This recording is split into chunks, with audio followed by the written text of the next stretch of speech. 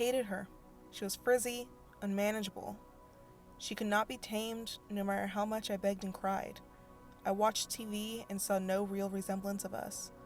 Their hair was pinned straight, or if they did have curly hair, they were perfectly coiled and curled. She was a kinked, frizzy mess. My mother and I would fight when she would comb her. My mother would pull at her as she clung to my scalp for dear life, making me scream. We agreed the only way to tame her would be to relax her around the age of 5.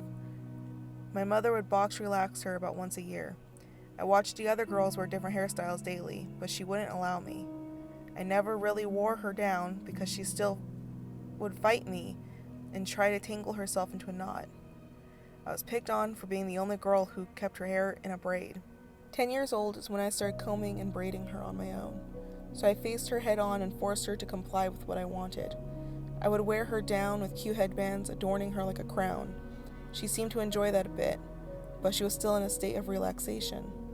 This turned her kinks into frizzy, confused pieces. She wasn't as badly knotted, so I enjoyed our time flowing in the wind until I was told I looked like Hagrid from Harry Potter, resembling his frizzy long hair. I hated her once again, and couldn't understand why she couldn't be long and silky smooth like the other girl's hair. At 11, I was pinning the top of her down to my scalp with about 50 bobby pins, not wanting the volume that comes with natural curls. I'd pull them out around recess time and shove them in my backpack just to repeat the cycle the next day. This kept the top of my head flat, which felt better to me than letting her be loose and large. When I was 12, it was 70s day at school. I knew the 70s look was afros, so I brushed her out and we received plenty of compliments, until a boy said she resembled his pubes in front of the whole class. For the rest of the day, I was taunted by 7th graders. I cried, and when we got home, I could only stare at her in the mirror, wondering why she couldn't just be normal. My mother's friend wanted to try relaxing her one day, but we didn't get through the complete treatment. My scalp began burning and I cried, pleading for her to wash it out.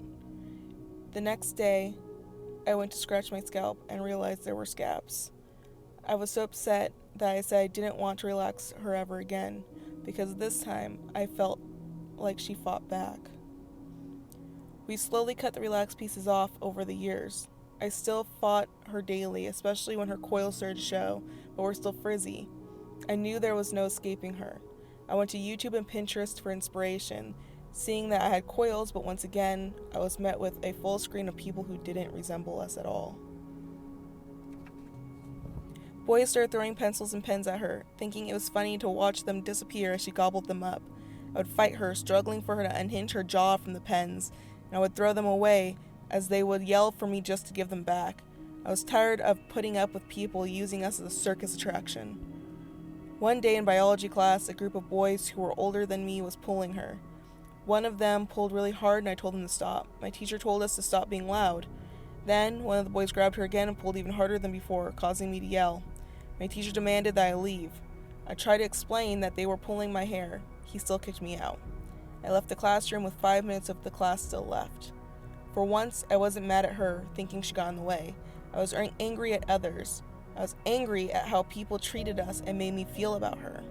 After high school, I came across many people who wanted to pet her as if she were a poodle, especially once I found out what to be using for her, and she became more coiled and curled than frizzed. In annoyance, I allowed them to touch her, which I could tell was upsetting as she would be more frizzed than before. I learned she was strong in her own ways, but was helpless in others just like me. She needed a voice, and I needed to be that voice for her. I needed to stand up for her, and in exchange, she is my showstopper. She brings me the confidence I need. She brings me attention that I used to consider unwanted when I wanted to blend into the shadows, and brings me opportunities that I never imagined. When people think of Anissa Charles, many people's first image is my large hair. Coils, curls, and frizz are gorgeous and take time, and she has become my partner in crime, because while people think it's just me styling my hair, many people with curly hair know the curls have a mind of her own.